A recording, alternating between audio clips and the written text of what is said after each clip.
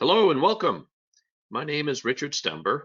I'm the Executive Director of Science Heads and a NASA Solar System Ambassador. March is Women's Herstory Month, and I thought it would be appropriate to highlight the impact that women have had in the field of astronomy. My presentation tonight is titled Measuring Space and the Universe. It's a celebration of scientific achievement and diversity that I hope everyone can enjoy. During this event, you are welcome to enter questions into the GoToWebinar pane. I'll do my best to answer all of them by the end of the talk. And kids, please let me know what grade you're in. If you're viewing the recording of this webinar, you're welcome to email your questions to me at richard@scienceheads.org. Again, that's richard@scienceheads, plural.org. Before we start, I want to tell you a bit about my organization. Science Heads is a 501c3 nonprofit whose mission is to promote and support STEM education. We host educational events at schools and public venues, and we are a member of the NASA Museum Alliance. Our volunteers love science, technology, engineering, and math, and if you do too, I invite you to check out our website at scienceheads.org. Lastly, the slides that I'm using tonight are available in the handouts pane and will be posted on our Star Parties recording page on our website. They include many useful links to learn about the topic. So with that out of the way, we can get started. Many of you may have seen the movie Hidden Figures, which was released by 20th Century Fox in 2016. This critically acclaimed movie told the story of African American women who NASA had hired to perform the mathematical calculations needed for launching and returning astronauts in the early days of the American space program. Called computers, these brilliant women suffered through years of discrimination, even while playing a very critical role in America's race with the Soviet Union. The movie ends with the successful launch and landing of John Glenn's Friendship 7 Mercury flight, all made possible by the orbital calculations that these brave women performed. But discrimination didn't end when John Glenn landed. NASA's culture reflected the greater culture of America at that time, and America had yet to address civil rights. The Civil Rights Act of 1964 was still 2 years away. Nonetheless, women like Katherine Johnson, portrayed by Taraji P. Henson in Hidden Figures, stayed on for many years with NASA and played a key role in many later programs, including the Apollo and the Space Shuttle programs. In 2015, Ms. Johnson was awarded the Presidential Medal of Freedom, one of our country's highest honors. She passed away, sadly, last year in February. As I researched tonight's topic, I was reminded of what Sir Isaac Newton wrote to a colleague of his.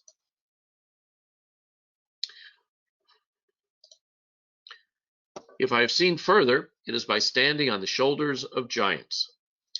This sentiment reminds us of how science that we know today relies on the foundation built by the many scientists, some of whom labored in very difficult circumstances. Many of the women I will be talking about in tonight's presentation included.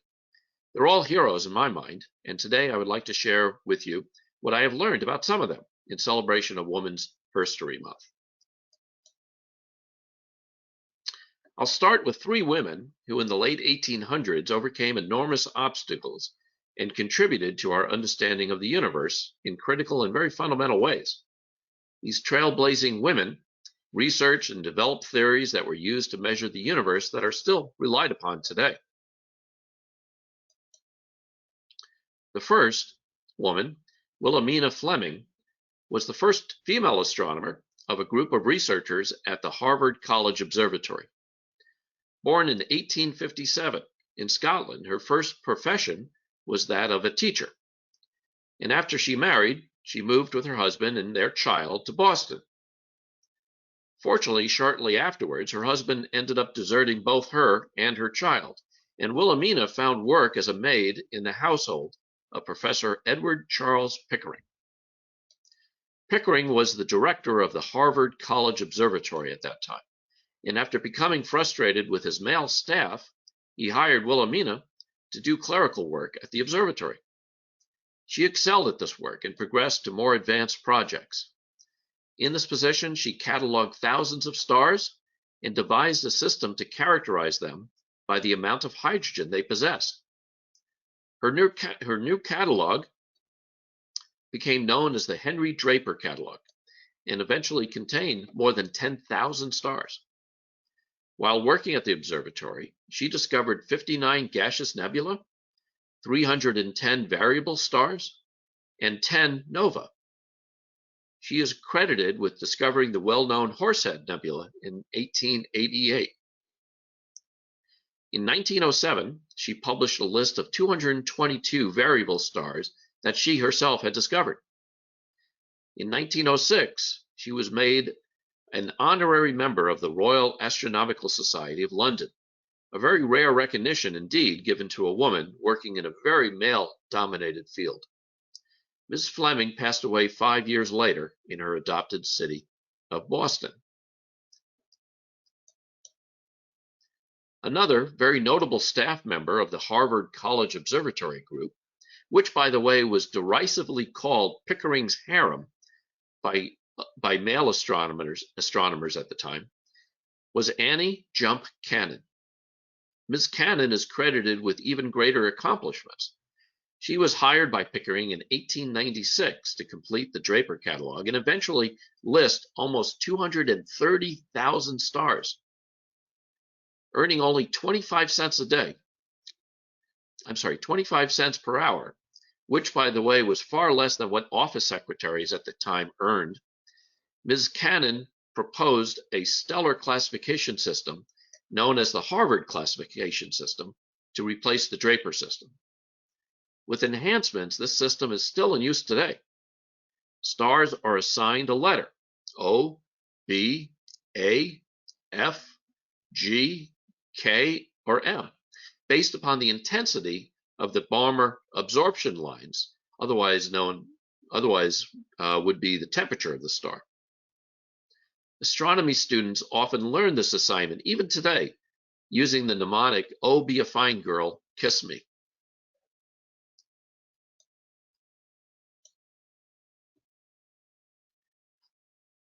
I first learned of Henrietta Swan Leavitt when I started dating the woman who is now my wife.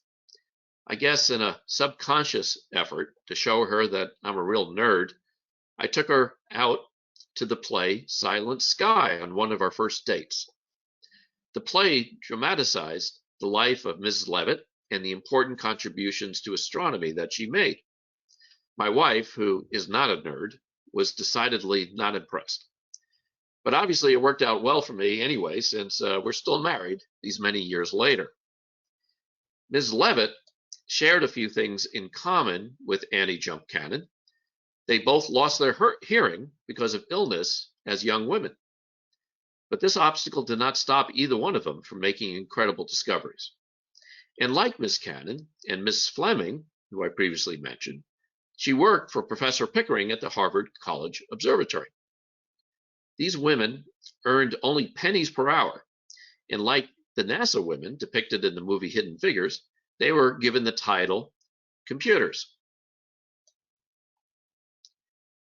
Henrietta Swan Leavitt is credited with making one of the most important discoveries in modern astronomy. She discovered that the luminosity, or absolute brightness, of a particular type of star called a Cepheid variable varies in direct relationship to its period. This has become known as Leavitt's law and has laid the groundwork for measuring distances in the universe. With this discovery, astronomers now had what they refer to as a standard candle, which can be used to calculate the distances to faraway stars, galaxies, and nebulae.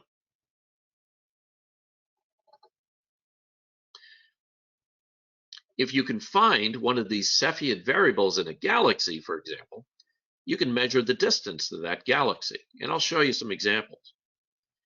Edwin Hubble, who you may be familiar with, and whom the famous Hubble telescope is named after, famously used this technique to discover that other galaxies are separate and distinct from our own. Until then, the universe was thought to consist of just the Milky Way. But he discovered there were other galaxies, and these galaxies, in fact, were moving away from us, and the universe was expanding. This fundamental discovery eventually led to the Big Bang Theory and the determination of the age of the universe. The Big Bang Theory, of course, says that the universe has a definite beginning. It started in what's called a singularity and expanded from there, eventually reaching its current size. And we now know that it has taken about 13.7 billion years to reach that size. What is the universe's ultimate fate? Well, we still don't know. Unfortunately, Ms. Leavitt did not live long enough to see how her discovery helped our fundamental understanding of the universe. She died in 1921, 3 years before Edwin Hubble conclusively proved that the nebula was not part of our own galaxy, but distant galaxies separate from our own. But for her contributions to science, both an asteroid and a crater on the moon are named after her. Unfortunately, during her lifetime, like the other women mentioned in this presentation, her hard work and contributions were frequently hidden, downplayed, and left unheralded for many, many years. The male-dominated field of astronomy at the time refused to recognize these women as being equals. An exception to this was surprisingly the professor, Professor Edward Charles Pickering. While he did not pay these women very well, he did encourage their further education and promoted their scientific discoveries. He often bragged that these women were far superior to the male workers that he had previously employed. Let's dive a little deeper into Henrietta Swan Leavitt's discovery. Imagine, if you would, you place two lamps, each with 60-watt light bulbs at different distances away from you. One will appear dimmer compared to the other. That's because the further light has to travel, the dimmer the light source appears. Because we know that both lamps have 60-watt bulbs in them, we can mathematically calculate the lamp's distances. 60 watts is what we would call the absolute luminosity of the source.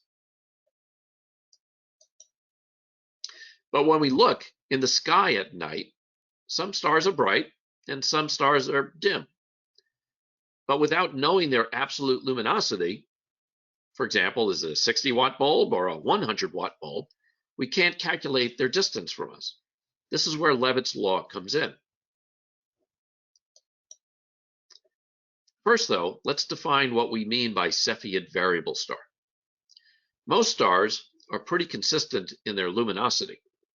For example, our sun varies less than plus or minus 0.1%. But there are plenty of stars that do vary their brightness. They can get dimmer, and then they can get brighter. Cepheids are a specific type of variable stars that repeatedly brighten and dim on a regular basis. They can repeat their cycles as often as 1 day or as long as 70 days. This is called their periodicity. Henrietta Swan Leavitt discovered that the Cepheid variables that have the shortest cycles are the dimmest. They have a lower absolute luminosity. The ones that change over longer periods are brighter. They have higher absolute luminosities. This relationship is graphed on the right-hand side of the slide that I'm sharing with you right now. We can see that as the period increases, the absolute magnitude value decreases. The graph on the left shows an example of one specific Cepheid variable star. This specific star, as an example, has a period of 5.4 days. So we can see from the chart on the right that its absolute luminosity must be around minus 2.5. By the way, astronomers, just to make it confusing for the rest of us, use a reverse scale for brightness. The more negative the magnitude of the star, the more negative the number, the greater the magnitude of the star. Our sun, for example, has an absolute magnitude of minus 27. Sirius, the brightest star in the night sky, has a magnitude of about minus 1.5. And other nighttime stars go dimmer from there, less luminous from there. So again, the larger the negative number, the brighter the star is. So getting back to Cepheids, if you can identify the Cepheid variable in a galaxy, for example, you can observe it over time, determine its periodicity in days, and then its absolute luminosity using that chart that I shared with you on the previous slide. In other words, how many watts is it? With that information, the astronomer can calculate the star and the galaxy's distance from Earth. Since Ms. Leavitt's discovery, other standard candles, as they're called, have been identified, and other techniques have been developed to measure our universe. A complex overlapping and confirming ladder of different techniques have evolved, which add greatly to the confidence of the measurements that are made by astronomers today. But it's fun to remember that Ms. Leavitt was one of the first and is still the first rung in this ladder, the extragalactic distance ladder, as it's called.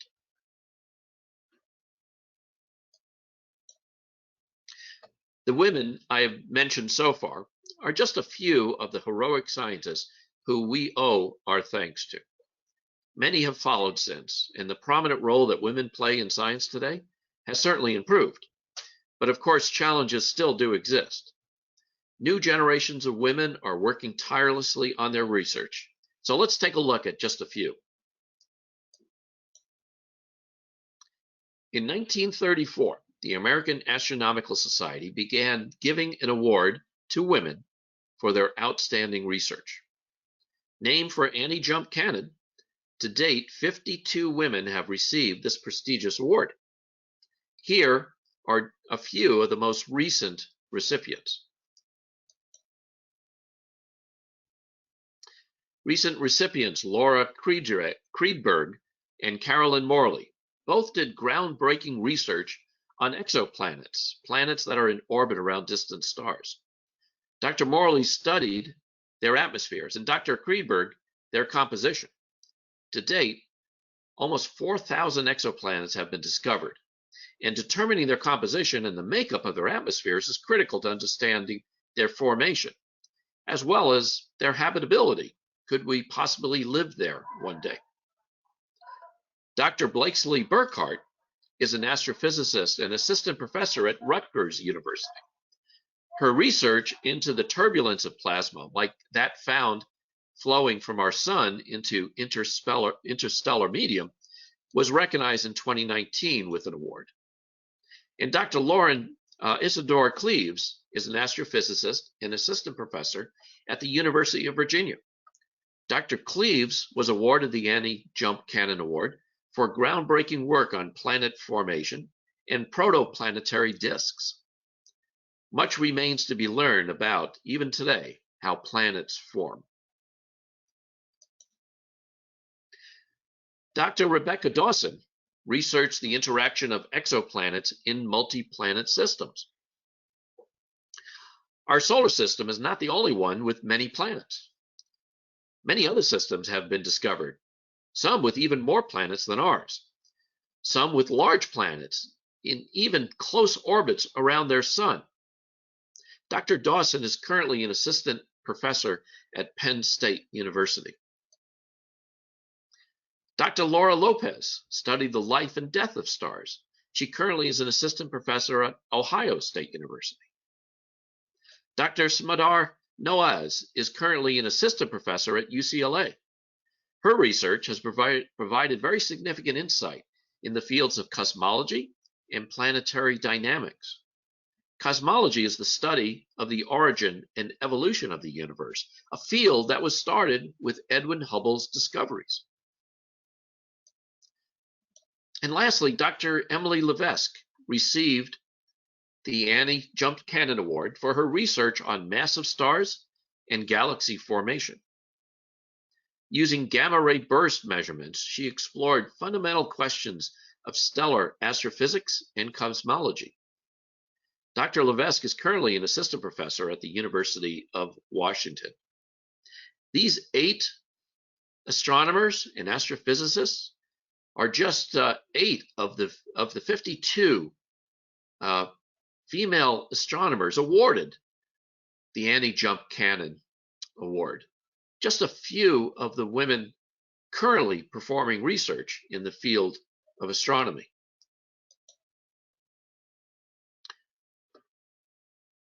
No longer are these fields totally dominated by men. No longer are the contributions of women ignored.